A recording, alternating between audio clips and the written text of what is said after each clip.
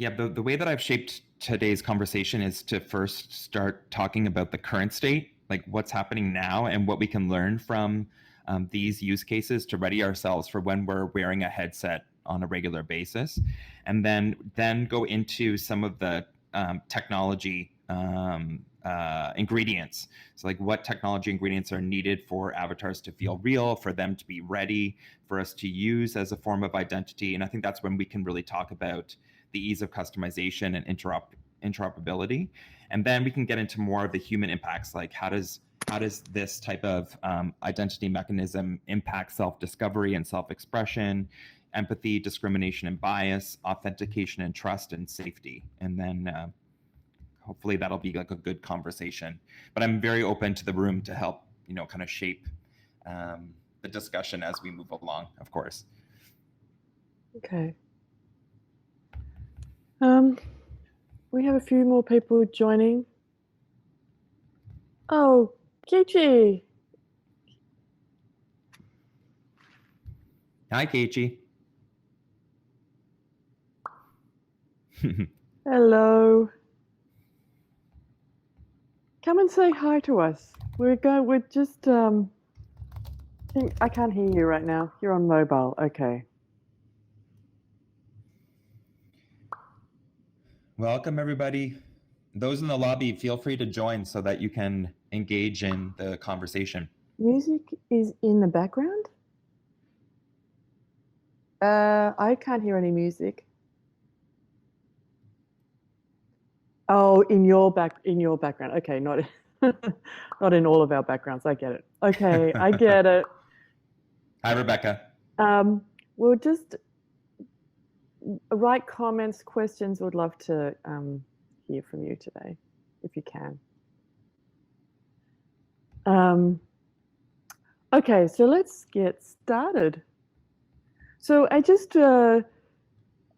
want to say what Spatial Assembly is about. And the point of Spatial Assemblies, I was saying this to Tom earlier, I'm just going to repeat that, in that this is a place for us to understand the problems and solutions that could be caused by spatial computing. And it's a open discussion without any format, on purpose to keep it very casual and welcoming for everyone to just join in the conversation. It's a place where like experts come, like Tom today. We can ask Tom questions, but we can also, even better, like just have an open discussion. There's no right or wrong questions. There's nothing this is a safe place to chat. And so we have a real mixture of people, but a lot of experts come and join the conversation as well. So it's usually a really fun time. The whole goal of this for us is to try to make spatial computing not suck for us in the future. We've lived through several, the mobile evolution and the internet evolution, and we're seeing we can learn from those eras and ask the right questions and think about the future with a little more clarity, or at least ask some really good questions from learning from the past. So Tom is here today. Tom Emmerich, I have known for how long? Like years, Yes. 5 years, maybe more. Which is amazing. Hey, I can only see the side of you. Okay. Should I move around? Yeah, move around, face us. It feels weird, even though you're avatar. There. So Tom, I have known as an investor at SuperVentures, and before that as an organizer of AWE, the biggest conference about augmented reality there is, and also as like a community builder. And now Tom is a creator of avatars and exploring the space of avatars. So when I bumped into you at an event a month or two ago, we're kind of saying this would be a great place to just talk about what your thoughts are, what you've learned. You're an expert in the industry and you're starting to think deeply about avatars and the role they play in the world today. Right. And it was interesting to me particularly because I've got a team of cognitive scientists and designers, and we're all trying to understand. We're starting to understand the role avatars play in the world as well. And then this format is really the way that you want to lead it, Tom. And you've thought of some open. You're saying that you want to have this as an open discussion. You've got some great questions you want to pose to us as well. So I'm just going to hand it over to you. Okay. And take it away. Thank you, Silke. Thanks, You're and Mike and Liv and the Mozilla team. Yes. I'm really happy to be here. I'm going to try to face as much of you as possible. So, as Silke mentioned, a lot of you, I think, know me from AWE and SuperVentures. What you might not know is I've been working with augmented reality since 2009. I first started in product management in a media company, and then I worked as a management consultant for agencies and media companies, trying to help them wade through emerging technology. And you also may not know that I was a morning show host. I had a wearable technology segment on Canada's version of Good Morning America called Canada AM for 1 year, where I braved to live demo wearable technology, 3 wearables to millions of people within a 4-minute segment on a regular basis, which was amazing. So I've been very passionate about wearables and AR and VR. I wouldn't say I'm an expert. I'm going to say I'm an explorer, because everything always changes, and I think we're all exploring this together. But I will say that despite the changes in the space and the technology, what stayed true is my focus. And my focus has always been the human impact on how these technologies are going to help us evolve as a species, and hopefully evolve to become better people. And so if you've heard me talk, especially at AWE, I tend to talk about how these technologies are going to change us as humans. And a big part of this is in the use of avatar and identity related technologies such as face filters and AR emojis to change identity, change our notions of identity, change how we see ourselves, how we see each other. And that's really core and fundamental to how we work, live, and play. And so I'm really happy that we're going to be discussing this together. So I just want to say hi to everybody. I wish we had hands, so I'm just going to really move my head a lot. Hopefully you can see that, and that's my gesture of hello within Hubs. Hello. Oh, look at everybody nodding. You can wiggle your body. Oh, great. That's great.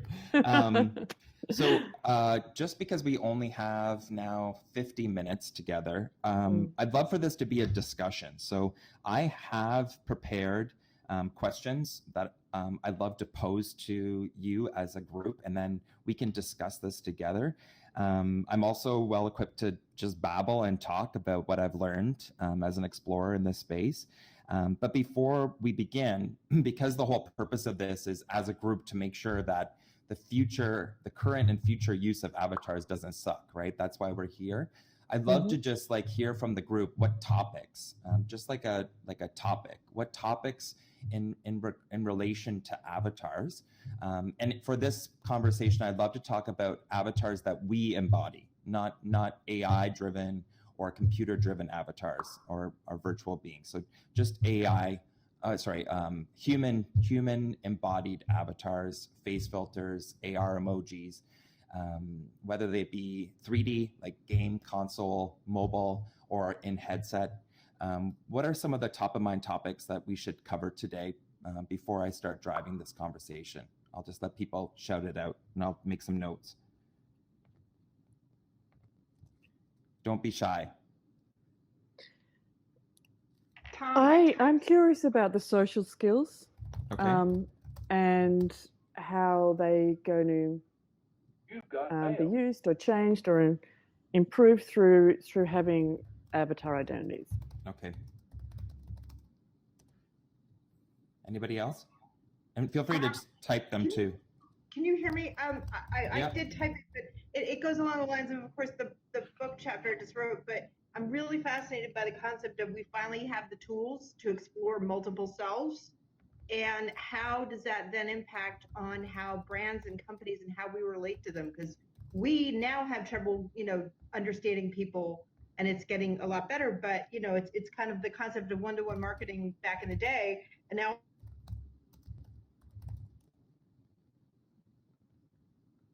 Linda, are you it still is there? the same concept, because for the first time you can actually be multiple people. Okay, that's great. Anybody else on some burning topics they'd love to explore today? I'm seeing streaming as an avatar as another just popped up. Okay, I'm going to add another one. I am really interested in the creative expression of yourself. I have two kids who are 10 and 11, and I think a lot about Gen Z and the idea of the fluid identity, and it how can that be that sense of identity of the Gen Zer be supported with avatars? Okay. Okay, so I'm glad to hear that we have Linda actually before talked about also maybe wanting to spend some time talking about interoperability and the ease of which you can customize and change your avatar. Keiichi just mentioned that maybe we might want to talk about augmented identity becoming an ideological battleground versus our new age of self-expression. And so I think I'm glad to hear this, because the way that I'd love to shape this conversation is in a couple of parts. The first part is in talking about the current state, because there's a lot of things that are happening today that I'm not quite sure how many of you are familiar of, or you may be familiar, or you might be seeing things I haven't seen. So I'd love to talk about what's happening today with face filters, Snapchat lenses, AR emojis, avatars in Sims, Roblox, Zepeto, Fortnite, VTubers, social VR, and what's happening with training, especially in virtual reality. And I think that's important, because the things that we're seeing today can really help shape our future, and so we should be paying attention to a lot of these cues and learn from our things that we're stumbling on, things that we're doing well, so that we can package that up and not make the future suck, essentially. And then I'd love to take some of your ideas around the technology and have a conversation around what are some of the ingredients to make this all feel real, like for avatars to be an identity. Do they need to look real? Are we missing, some other immersive components like haptics? Are we limiting ourselves by not allowing for these identities to move from app to app? Should we be scanning ourselves and just using a copy of ourselves? And then we can move into some of the things, Silke, you mentioned about self-discovery, self-expression, empathy, discrimination, bias, authentication, and trust, which is huge. How are we going to make sure that we can identify each other and that the person that we're seeing is the person that we think we're talking to? And then finally, maybe we can talk about safety and what are the rules to ensure that we're not going to fill the world with trolls and catfishing and hate speech and misinformation. Is there a way for me to see where all the questions were that popped up? Or do they just go away? That's another feature we've been asking the amazing Hubs team to add. Okay. So I've been screen grabbing them. That's what I do. So I can go back and pull them up. Okay. And people, please keep a copy of it. You might want to repost it as well as we go through these. Okay. But I've got a screen grab of all of them. Okay, so great. I'll try to get back to those questions in a second, but just to frame the conversation, let's start with the current state. I'll just kick things off by talking about what I'm seeing in the face filter space, because right now not everybody has a headset, and I think there are two main ways that we're seeing the mainstream have access to changing their identity. The first is in face filters. The second is in avatars within games, or in these human experience realms like Fortnite, Roblox, Minecraft, and the such. So just on the face filter side, I've been spending a lot of time in Spark AR and Instagram, and also on Snapchat. And I think that you may be noticing how people are playing around in more of a fleeting moment style, because obviously this is only a 15-second video, with things like gender and age. Snapchat, of course, came out with their extremely viral AI driven age and gender filters that allowed you to see what you would look like as a person of a different gender or as a baby. In Spark AR, we're also seeing a lot of filters that are changing your face, making you more beautiful, stretching your face out to make it more exaggerated, as well as allowing you to become other beings, such as aliens or frogs, or be a hybrid of an animal and yourself.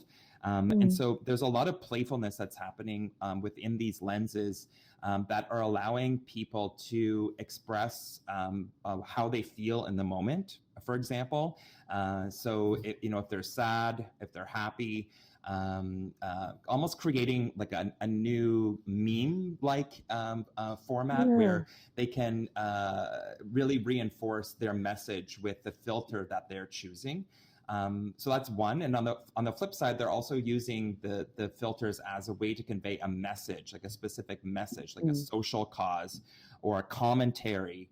Andy Peachy, for example, he has a lot of filters that have mobile phones that float around your head as a commentary on how vain we are, almost in a cheeky way, since you are doing it on Instagram and sharing it on Instagram.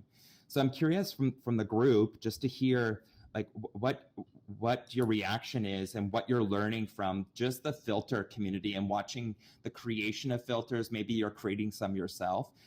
Or in the use of the filters, and how that informs how you see the future coming together with avatars. Any thoughts there?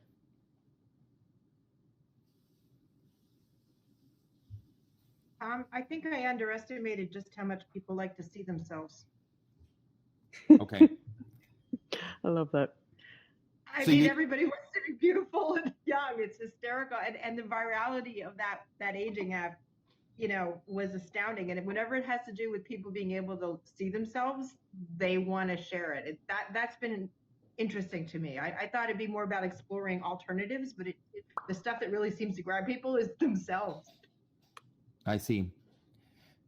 And so you feel like it's more about the people rather than about using this as a vehicle to connect with people in a different way. So it's just another form of, I guess, like makeup or vanity, kind of like taking cue from how people are using Instagram and Snapchat today with selfie culture.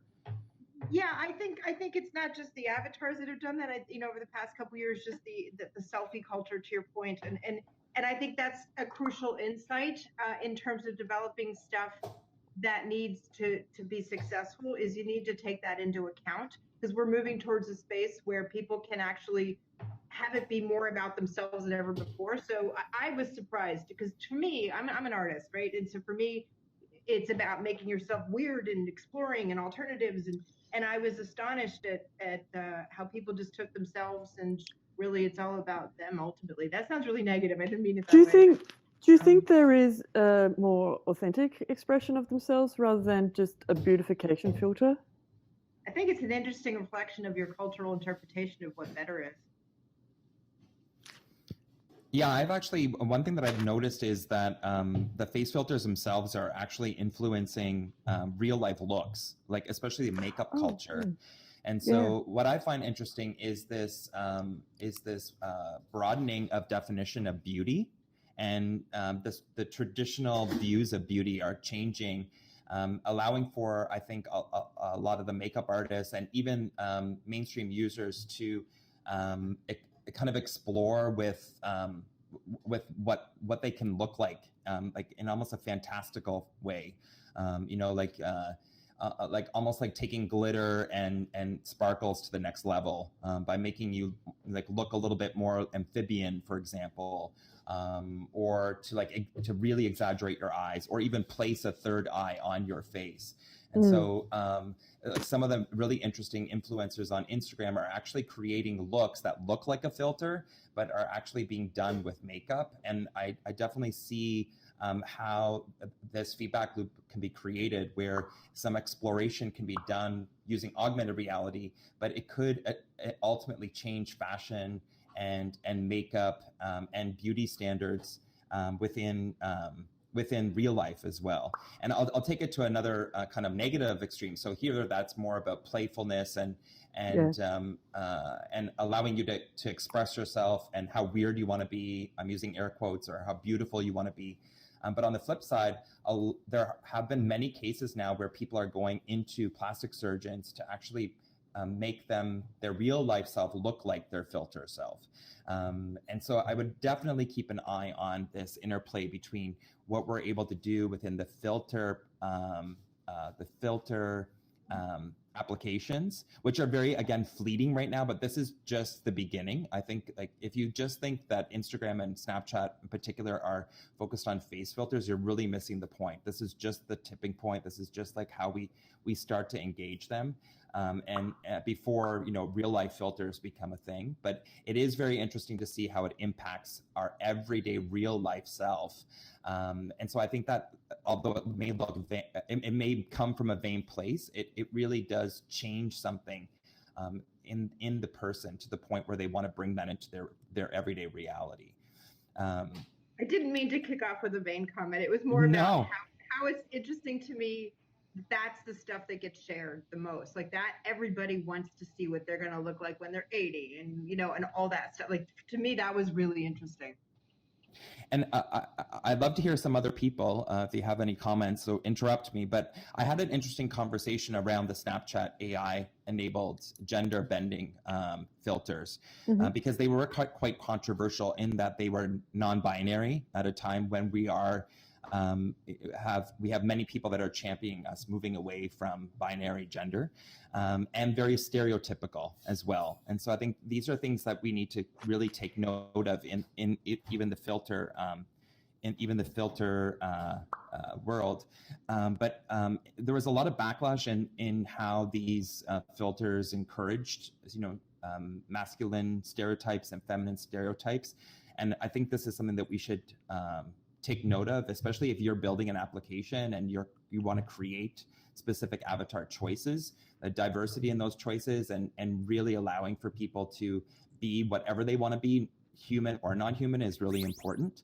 But I also had some awesome conversations, especially with folks from the trans community, that really found themselves being able to use Snapchat filters and also avatars in places like VR chat to be able to explore and utilize this technology as part of their journey, their gender identity journey.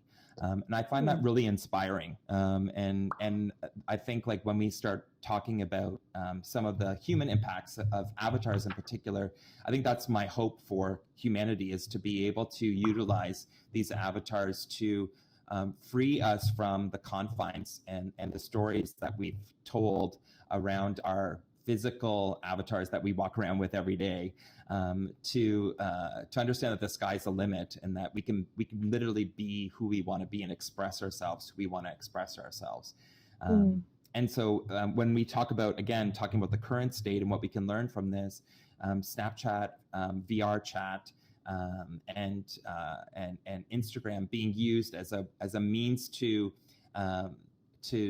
trigger and wade through gender identity, sexual orientation, just stereotypes in general, from a positive perspective, is something that we may want to encourage, so that the future doesn't suck. But at the same time, ensure that when we build these technologies, we don't just abide by the gender binaries and the stereotypes as the only options that people can choose from. Yeah.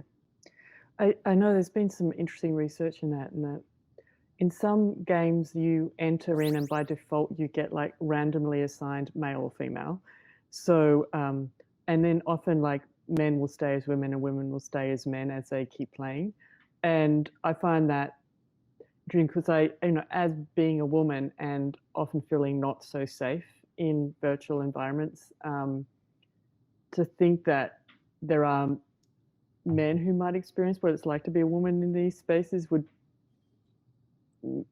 helps me feel like, oh, there's some education, there's some learning. I mean, this is a little bit different to what you're saying. I'm really reflecting on my own sense of gender identity. And the other thing I've been noticing is that a lot of the voice assistants, when they're there to assist, they tend to be female voice, and when they're to instruct, they tend to be like male voice, and that we're projecting that bias forward as well. And there's been an artist who actually created like a gender neutral voice, and that was super interesting. Like you couldn't tell whether it was male or female voice as trying to as an idea. And I think, seeing people experiment like that with ideas on how to actually make the future better and not suck, that is like a perfect example of an artist or a group of designers putting that out there as something that could be the future way of solving a problem like that bias. I definitely agree.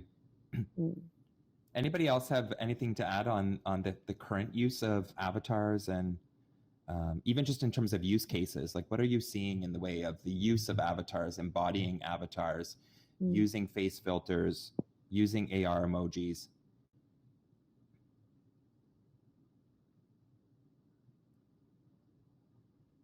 You can use the chat bubble too if you feel more comfortable. I know it's really active when I'm talking, so I'm trying to keep tabs on what people are saying. And I can read out some of the questions as well. That'd be good. So I'm just going to go through them. There's a bias with weight of the users too. Okay, before that, the AI is so biased in the data. It didn't work on my face because I'm a brown, haha. It turns me into a white old dude. That's interesting. Right. And I think that kind of goes back to really the necessity. It's not even an option. It's a necessity of thinking about diversity and inclusion and stereotypes when it comes to avatars. I think like whenever if you're a technology company that is going to be providing character options, you're mandated, in my opinion, to think about people, all people, and think about how people want to be, what options they may want to choose, and also think about how to honor the communities you may want to have reflected. So you have to be very careful about being overly or even being stereotypical in the character choices that you provide. But at the same time, you want to make sure that people feel empowered to be able to create or choose the character they feel that either expresses who they are, as often many of us just want to reflect who we are today, or that expresses the character they wish to embody at that time. And I think that not a lot of people are actually thinking about this. I know that I recently went into an AR emoji application, and the first question they asked me in order to create my AR emoji is, am I male or female? And I cringed a little bit because to me that's so limiting. Number one, it doesn't reflect a large part of the population that identifies as non-binary, but it also I think like it creates too fine of a funnel, too closed of a funnel right off the bat, to stifle what really we should be encouraging, which is that self-expression. So that's kind of one school of thought. The other school of thought is just to have all the same avatars, right? So you can't even change them, and so you make it so that the application's not about the characters themselves, and they're just like, I don't know, stick figures that kind of level the playing field, so that people that kind of fades into the background, and you just leverage your voice and kind of what you're talking about. So people are saying that that was, I guess, the first initial experience with Facebook Spaces about like, what is your gender? I think like starting off with, again, with what is your gender is so limiting. So I hope that everybody in this room is who is creating is kind of thinking about that. Someone asked a yeah, go ahead, Saka. No, go ahead. Someone asked the question, should avatars age? Which is a really interesting question because we update our profile image every now and then, and it shows age, but in our game characters, it doesn't show age. I mean, what are we bringing forward with our avatars not aging? Well, I mean, well, let's see here. Does anybody else have any ideas on that? Should avatars age?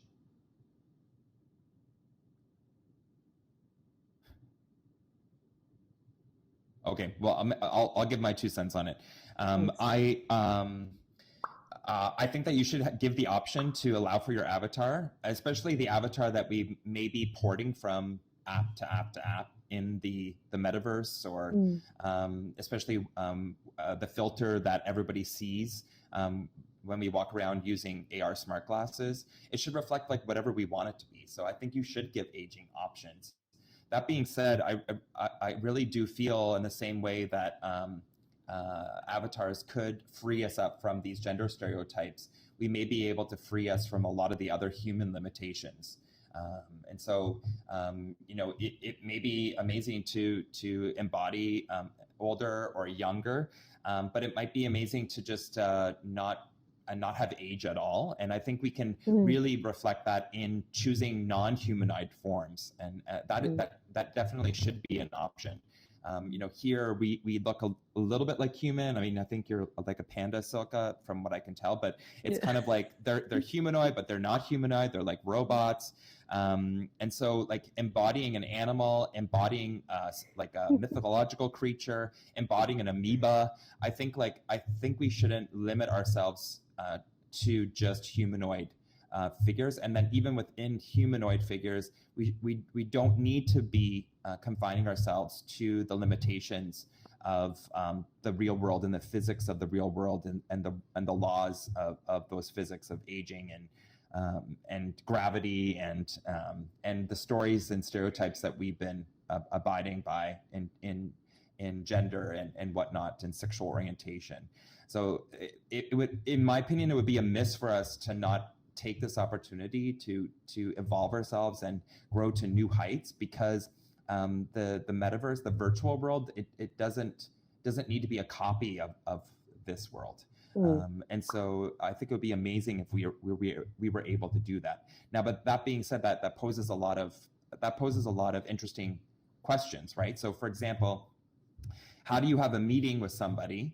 And like, how could we, I guess I'll pose a question, how would it be like to have a meeting with someone where you're the adult and they chose to be a baby, right, in the meeting? Like on the stage of AWE, I had a panel on the many faces of spatial computing. And if you saw it, each of the panelists chose a face filter. And so on the screen, you could see the entire panel through a face filter. And it was an interesting experiment to ask the audience to think, how does the message from that individual change from looking at them as the real person versus their face filter? The face filter I chose was a Snapchat baby. And I did that on purpose. I wanted to see how people either took me less seriously, or thought it was more funny, or like, how did it change when I was a baby but I was delivering serious messages?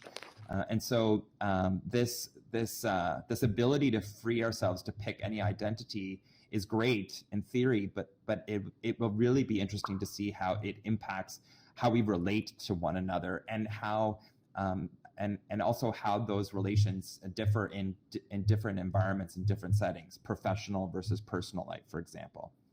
Any thoughts from the crowd in terms of how it would be if your boss, for example, was a baby, or I don't know, was like a dancing panda wearing a hula hoop? I don't know. I mean, the social norms is so much about context. Exactly. And will those stay or blur like our virtual The physical worlds are blurring.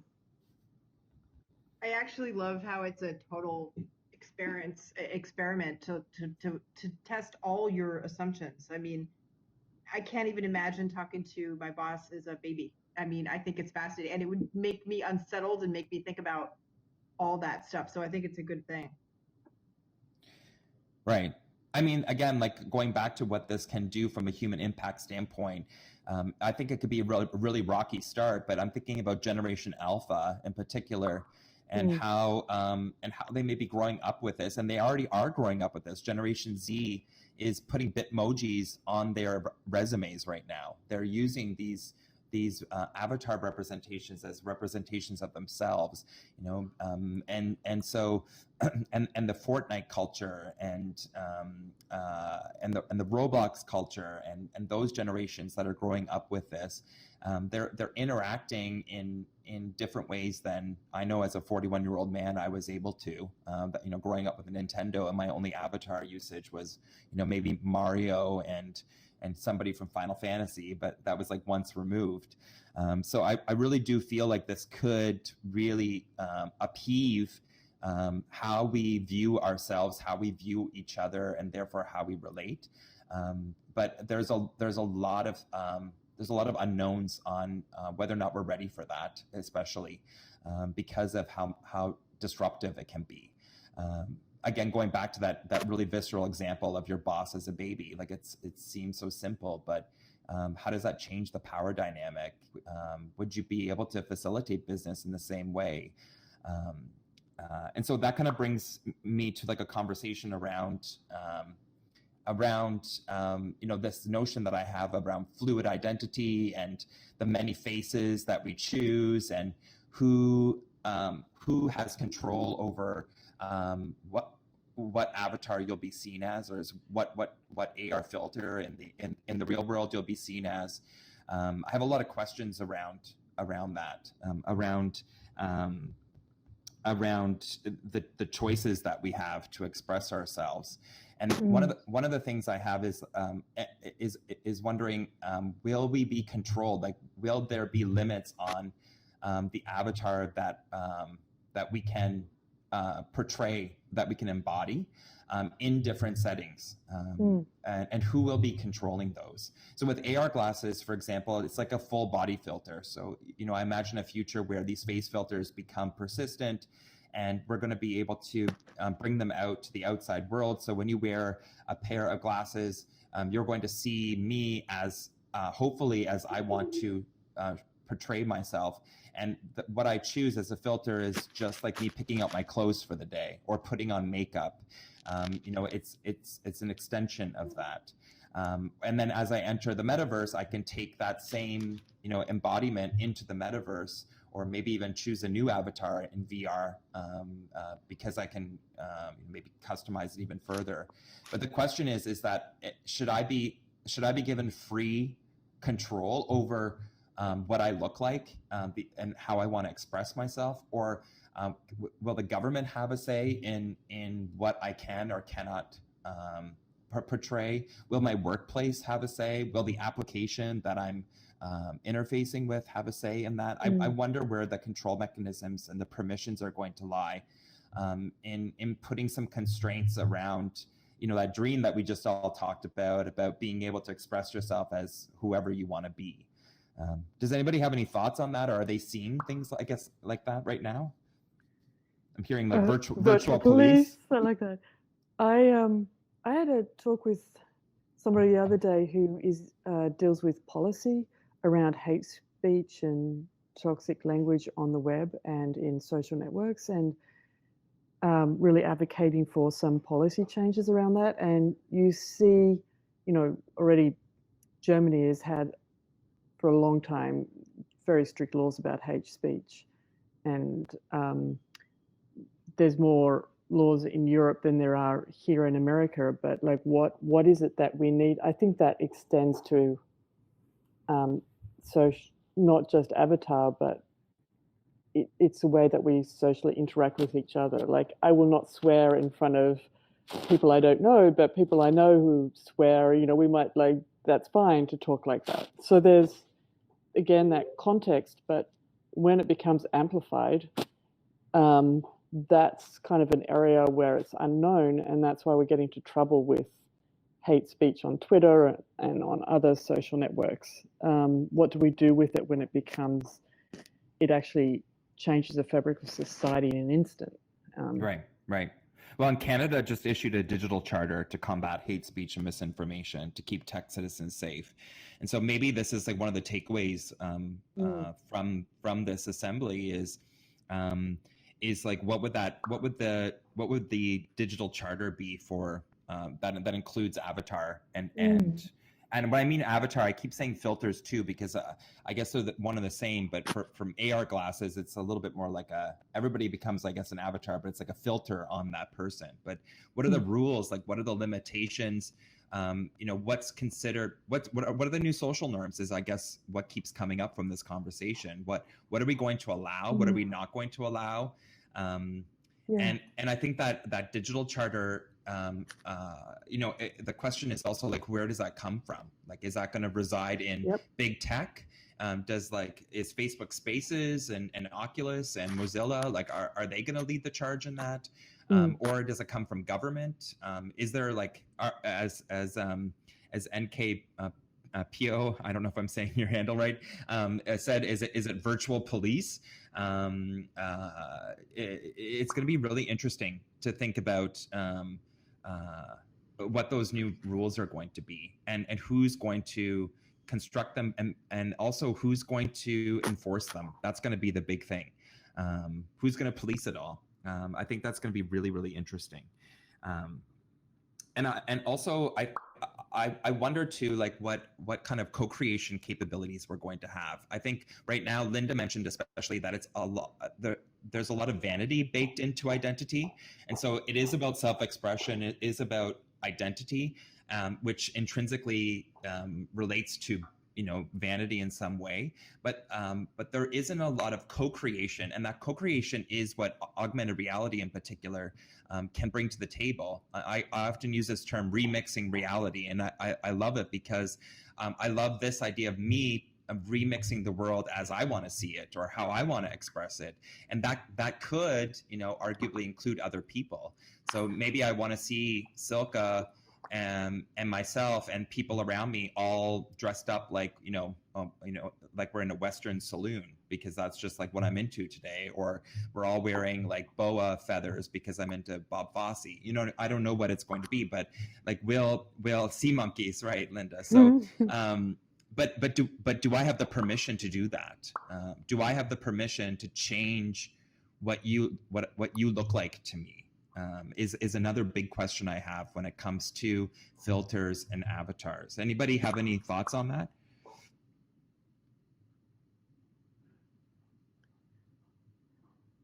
Okay, well, let me tell you why it might be a bad thing. It could be a bad thing to do that, because we could create like the ultimate echo chamber and filter bubble in censoring the world. So, my remixing reality sounds all fun, but imagine me being able to wear my pair of glasses and then place my own permissions in controlling what I'm seeing, meaning I can make people look like how I want them to look like, or even in diminished reality, remove them completely. So this is like a really visceral example of why we need to be talking about these type of new social norms and governance and rules, because on one hand, it may seem very positive in being able to co-create the world and be able to perceive the world and personalize the world. And I think we're going to head towards that direction. But if we give too much of that permission to the actual user, not only maybe miss what that person is trying to express to us, which would be very hurtful from a relationship standpoint, but we could also censor and create almost like a new form of I guess like discrimination in the world, where we just opt to only see and maybe even only hear, when it comes to like deep fakes and audio filters, what we want to hear. So it's just kind of like one big example that I think we need to keep an eye on. We're seeing seeds of it right now, but once we have glasses and it's go time, if if we haven't started to put this thinking together, if we haven't formulated this digital charter of rights in a way, it could get really messy, and we'll have to be reactive. And we don't need to be reactive. We could mitigate that risk. I don't know if this is a real concern or not, but I'd like to know what everyone thinks. When we are changing the world that you see with glasses, is that a different type of deep fake than, the Instagram filters that we know, the social norms around that? Because reality is what we know inherently, and then we look at a screen and we can know that something's been changed. But is there this psychological difference when we actually look at the world and it's changed and we're wearing a pair of glasses and it's so, this mixing reality, the social norms don't get created as well. Like, oh, that's a fake, that's not a fake. We start to believe what we really see, and instead of questioning it when it's in the world and reality as we know it. I'm just wondering if that's going to be an issue or not. Or we'll all grow accustomed to it quickly like we have with Photoshop images. Right. Well, I think look, at the end of the day, we have to all admit that what we're doing is we're screwing with reality. We're screwing with perception. And so we're in the business of perceptual technology. Yep. And so we're changing how we perceive the world and others in it, and avatars and filters. It's related to the identity of people and how we see people and how we're going to relate with people. And I think that right now, when we're able to discern what's fake and what's real, because the technology isn't really always there yet to trick us so easily. So for example, like this is an avatar example, but Helen Papagiannis from Toronto, she's an AR pioneer. She has this really amazing game, Real or AR, which you should play, that kind of speaks to this like tricking people as to whether or not augmented reality exists or if it's actually reality. And she had like a sandwich that was created by Kabak or QReal. And I took a picture of the sandwich and I posted it on my story. It was an AR sandwich, but it was placed on my table. And my boyfriend said, like, oh my God, you made such a great sandwich for lunch. Like, I'm so jealous. And I said, that was an AR sandwich. It was not real. And then he just like was floored. So I think there are cases already where when AR mimics reality, it can be scanned and situated and placed in such a way that it would fool your eye. And even with those AI enabled Snapchat filters, I sent a couple pictures to people and they were like, what? Wait, who is that? Like they actually believed that was a person, me as a woman or me as a more manly man. So I think we're already entering that time where if you want to use the word deep fake, where we really are blurring the lines between reality. And so it's going to be hard to be able to discern. And I think this brings me to the point that I wanted to talk about, which is around authentication and trust. And so like having tools, having a system, having a way for us to be able to wade through what is real, what is not real, I think is going to become increasingly important. And especially as we are going to be embodying these avatars or having these filters obscure who our real person is, our birth person is. I'm curious as to how we're going to be able to trust who's in front of us and who we're conversing with. And I guess we're already starting to see this with handles and Twitter accounts and it's like this is nothing essentially new. We've already been doing this in the digital world with within the social networks that exist today. But I think it becomes a little bit different when everything's embodied and there's somebody across from us. Like right now when I bump into Silka, because I know what Silka looks like from maybe in her LinkedIn picture or like everything that's online, or even more important, just because I've known you for 5 years, I trust that when I sit next to you, I'm talking to Silka. But if Silka today is a panda and tomorrow is an amoeba and the next day is a dancing panda, and then if we're able to change who we are, or even if we're not, and we do pick one avatar, and the avatar, because it's digital, can easily be copied. or even we can copy our real self by volumetrically scanning it, and then somehow that gets bootlegged on the market and everybody becomes a Silka, which is totally possible. How do we wade through that? What are the tools to allow for us to trust? That's going to be really, really important. I do wonder though if, like the way we change our clothes and our makeup, that's the same as changing our avatar skins, and you start to, after a while, identify me still as Silka, no matter what I'm wearing. My question to even go one step further is when our avatars are semi-autonomous, because we're talking about puppeted right now, so there is a real me behind the avatar. But what if when we have puppeted sort of semi-autonomous avatars like the Google, not Duplo, whatever, and it does tasks for you, like book a hairdressing appointment or has a chat, and then it becomes hard to identify the semi-autonomous, autonomous to puppeted avatars. I mean, that's a deep fake that is going to be, I think, harder to, that could mess with our reality more than a puppeted one. Right. Yeah. So it's not even just like, am I talking to the right person? Am I talking to a person? Like, am I talking to a person, or am I talking to a computer? So I'm seeing some people say that like tokenization can help with that. You know, I know that people often throw in the blockchain here, whether you believe that or not.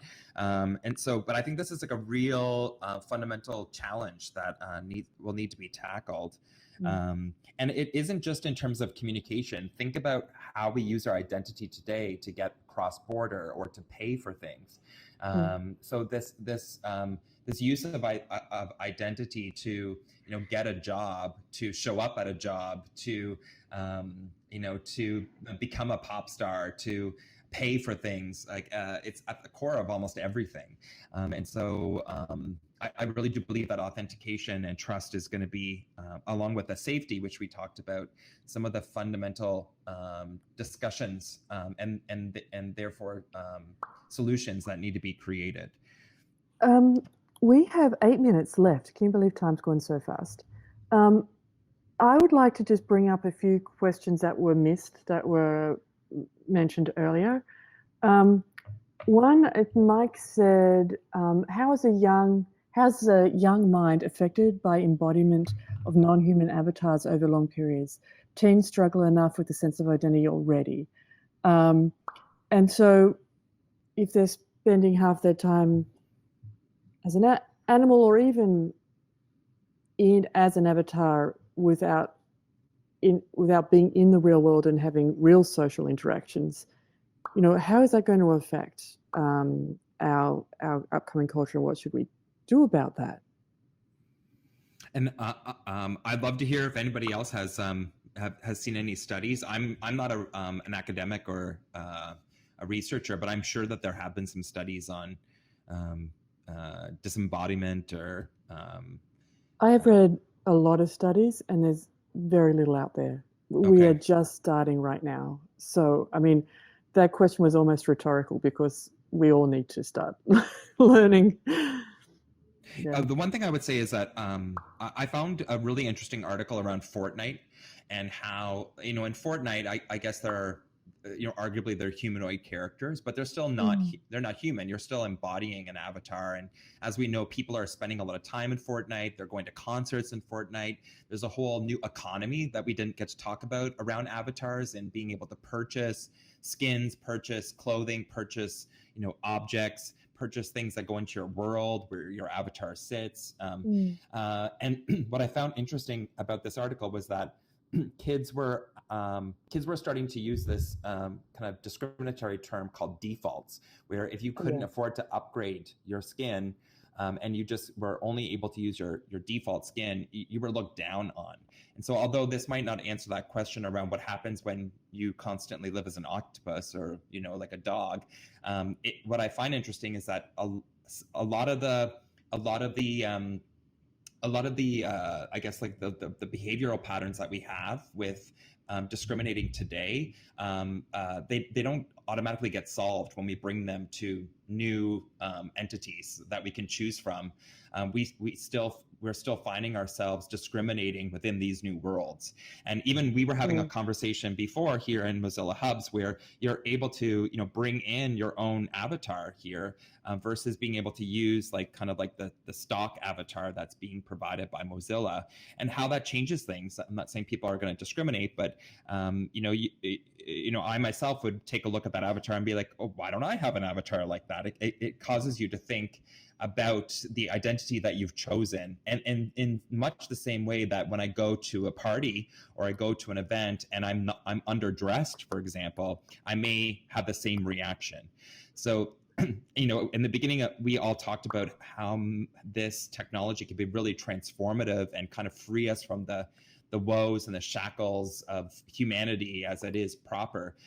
But I think we're going to still kind of shovel in and carry over a lot of our problems to these new worlds first, to have to workshop in a brand new way.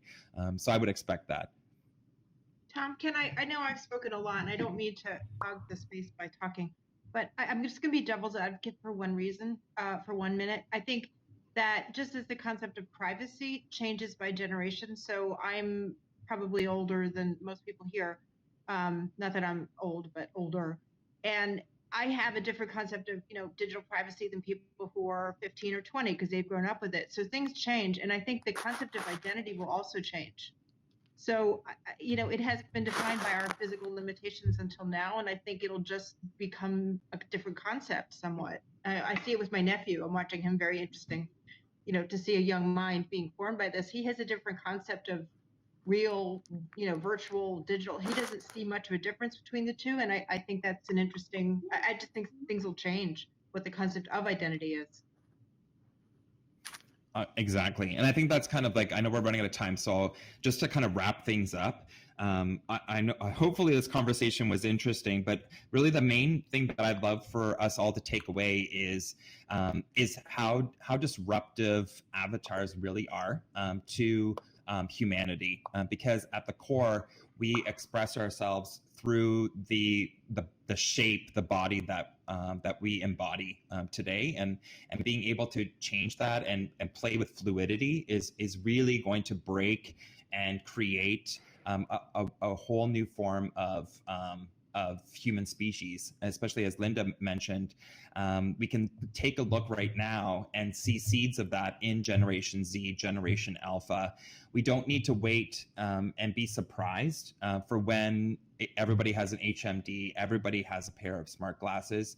I encourage you to already study what's happening with face filters in Snapchat, in Facebook, with what's happening with Bitmoji and its ability to be ported to different applications, with the VTuber movement, where people are opting to be anime characters rather than themselves, within Fortnite and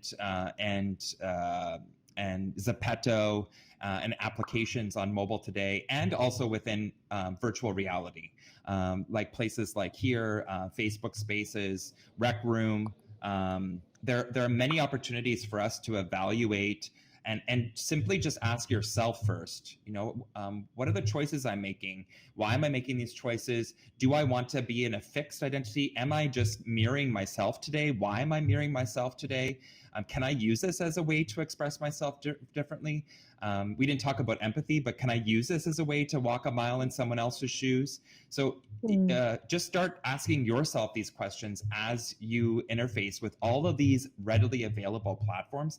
And then let's start talking about what new social norms, what digital charters and guidelines and frameworks we may need to create in order for us to build a new future with this massive opportunity of fluidity in a way that encourages authentication and trust and safety.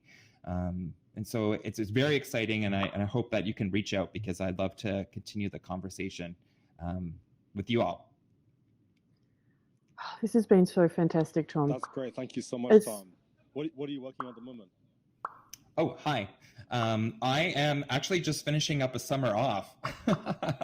So, as many of you may know, I left SuperVentures and AWE in June, and I'm just starting to have some really great conversations to see what my next project or my next big thing is. But I'm really excited to start working with startups and organizations to help shape strategy and continue to evangelize AR and VR and spatial computing. I'm still AR and VR's and wearable tech's biggest fanboy, so that hasn't changed.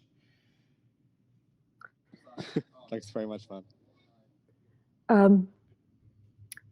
Well, it is exactly 10 o'clock, and I know people, I want to stick, maybe it's my Dutch upbringing, I don't know, but if people want to go, I'm quite punctual.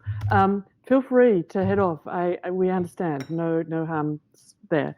But if you want to stick around, and Tom as well, we love to just hang out for about 15 minutes, draw pictures with a pen, keep chatting more casually, and just have some fun together. We've had disco balls and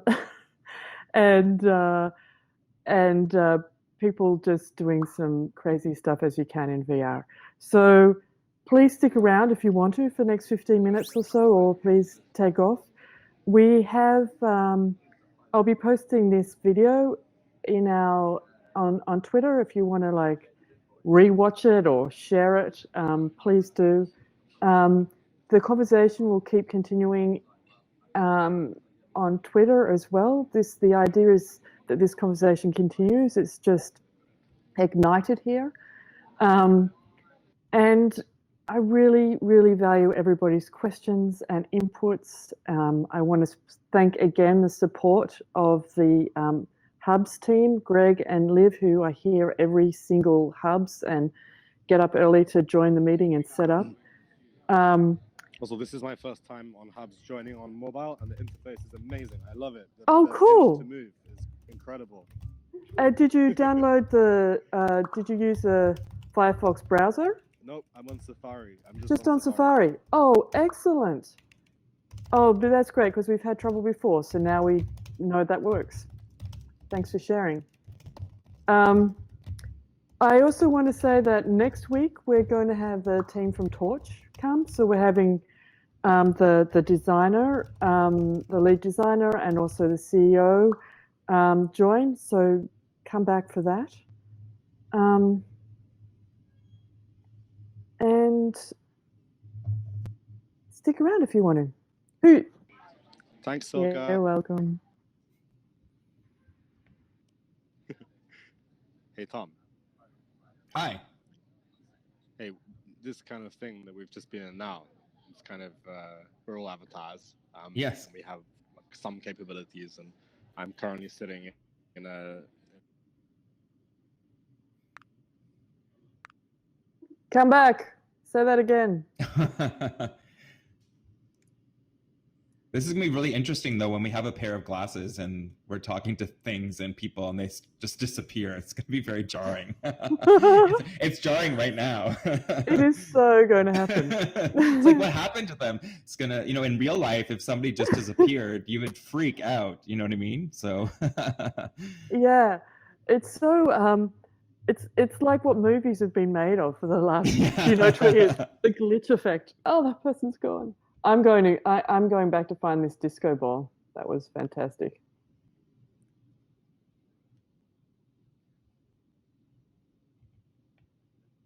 I'll tell you some interesting stories. I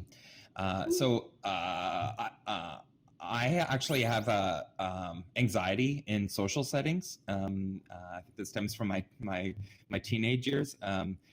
And going into VR chat and or like the Wave or even Rec Room, even though I'm an avatar, I'm extremely nervous. And so I think one of the things that popped up in conversation that we didn't talk about was like what happens with anonymity.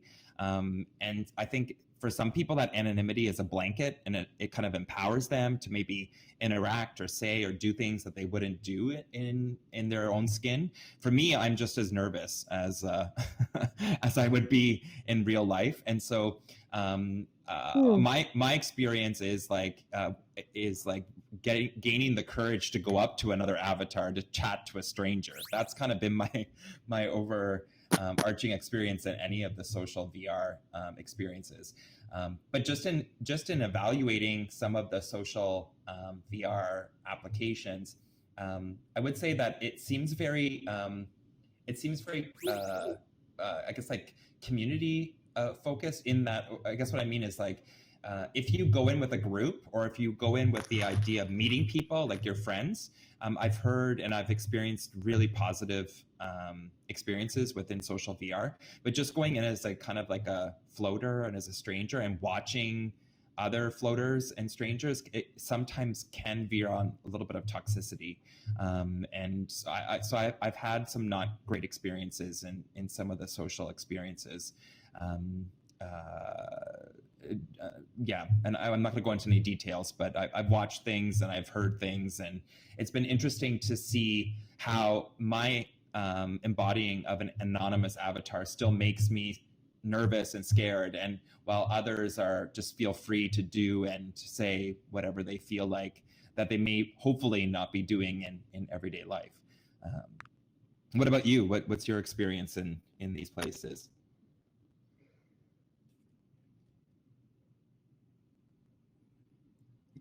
Yeah, I see what you mean, like that. And we didn't talk about that actually. This, like, what else needs to be in the mix? Like, what other tech ingredients are we missing to make this feel real? Like, you know, I'm seeing your head move, and I'm hearing you talk, and I think like from your voice and your intonation, I can glean things, but you know, I don't see your body language. I don't get your body language. There's no ability for us to shake hands, or, you know, or have that human contact. So I wonder how much of that, because it's missing, is misconstrued, almost like an emoji. It could also be like, you know, how like text messaging, there's so many misunderstandings because of we're using just almost like one side of how we convey messages to each other. It could be very akin to like what's happening with current avatar capabilities.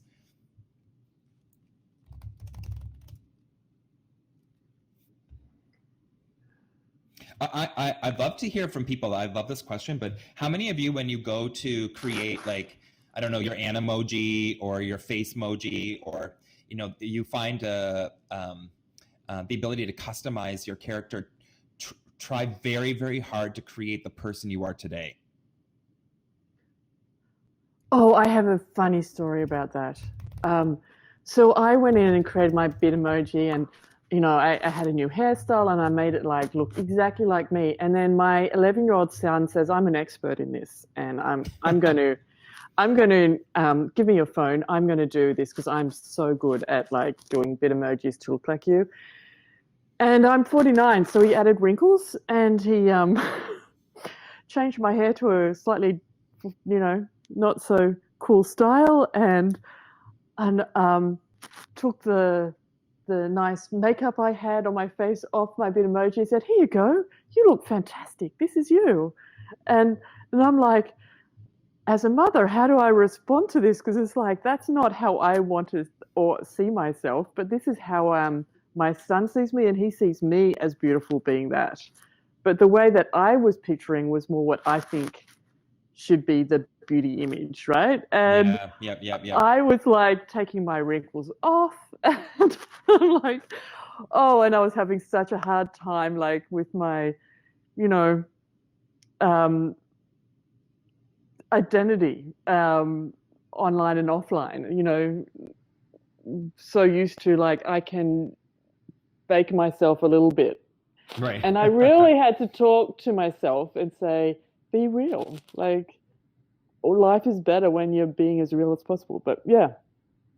But what I like about that is kind of twofold. Is like, you know, we don't really get to see how people see us. Like, we don't see how people see us. Yeah. And so, you know, one of the opportunities of augmented reality in particular is for us to create an application where we are able to see through the eyes of other people. Like I would love to see how like you see me, or my mom sees me, or my dad sees me, because but I don't know if that's possible, because it's not just the outward appearance. There's nostalgia baked in, there's experiences, there's feelings. So it's not entirely simple, but I think we'll because I'll eventually be get there. interpreting what you see as well. Yes, but I also like this idea of being able to have yourself volumetrically scanned, which I've done recently with the Microsoft Capture team. And be able to see yourself from all sides, because we only get to see a reflection of ourselves, a capture of ourselves often just in a 2D way, mirrors or photographs. But being able to walk around yourself and being able to evaluate which is close. This reminds me of a study we did, because that is close to reality as a 3D version of you than the 2D version. And ever since photography was invented, we've had this like impression of you. And then the studies that did people who wanted to feel closer and build more connection, the biggest difference was 2D versus 3D. Being able to like have the agency to move around both people or both sets of people from remote or both remote locations, and also 3D spatialized sound, which I love about hubs, is that we have spatialized sound. Really adds to this sense of feeling more in the discussion with everybody else. But so I do wonder if we're moving beyond, like with avatars, and we have that photorealistic version of ourselves, and it's in 3D, and we can move around that character, the avatar, real avatar of you. Whether it will never be as good as reality, but technology will enable us to feel closer when we're remote. Really, this is my idealism talking. Yeah, no. I can totally see that. I mean, being able to walk around myself and see myself from different angles really changed. It legitimately changed my perception of myself. I now have, ignorance is bliss sometimes too, by the way. But it's like better or worse. Just like, I know, it's just like, but now I have a greater mental picture than I ever had before. That's interesting. Yeah. Because I have worked as an Australian with so many people across the world remotely for years. And there's a significant difference when I've just met them once in person to when I haven't in our communication when we're communicating remotely. Like you create this visual memory of somebody in 3 dimensions and how they respond in their body language. And that sort of seems to like be, hi Gavin, that seems to be in your mind and kept there as like this living memory when we're talking to each other virtually. Yes. Hi, Gavin. Hello.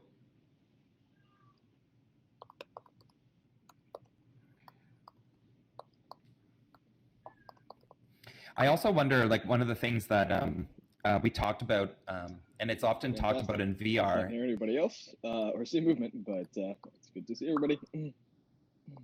You might have to refresh, Gavin. I don't know if you can hear us. No, you can't. I'm just...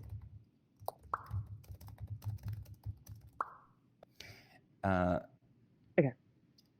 But one of the questions I have is like, we did talk about embodying other creatures or even another gender or another person, but I wonder how that will all really come together, because there's one thing about choosing like an octopus, but how to act like an octopus, like or how that outward appearance impacts you in some way. I find that a really interesting thought exercise. So like if I choose to be a woman, am I still, am I 100% Tom trying to be a man in a woman's body? Am I expressing more of my feminine self? Did I choose the octopus because of a specific part of my personality that I want to express? Like right now, I think Linda mentioned it's really vain, and so I still do believe that that's kind of the first level where we pick things based on what we want to look like, but how these outward shapes that we possess and embody allow us to fully express and change how we interact, and then in turn change who we are is more interesting to me. And I wonder how many of us actually realize that potential. Meaning, like, if you were to choose an avatar, do you really melt into it, as it were? Yeah. Or are you just assuming it? Are you really being that person, or are you, or being that entity? It's interesting. I mean, I'm just historically, like, we've had cartoons around forever, and like, the more that they become humanoid, the more that we embody them. And, we can see characters when you might have like a cat head, but the body is the same shape as a human. And then you embody it as an avatar, then your body language is going to be human, and everyone will interpret it as human, and the face is kind of like a cute emoji, and like you'll see that person. But the further you are to like the realistic cat, I think the less there are fewer ways that you can express yourself as you, which is good and bad. There's no judgment either way, but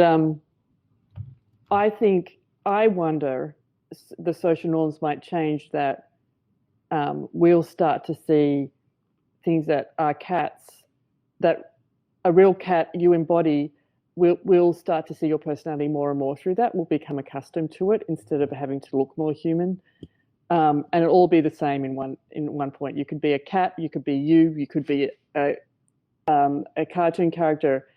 And I wonder if, as I get to know you, I'll see you in all those different different avatars.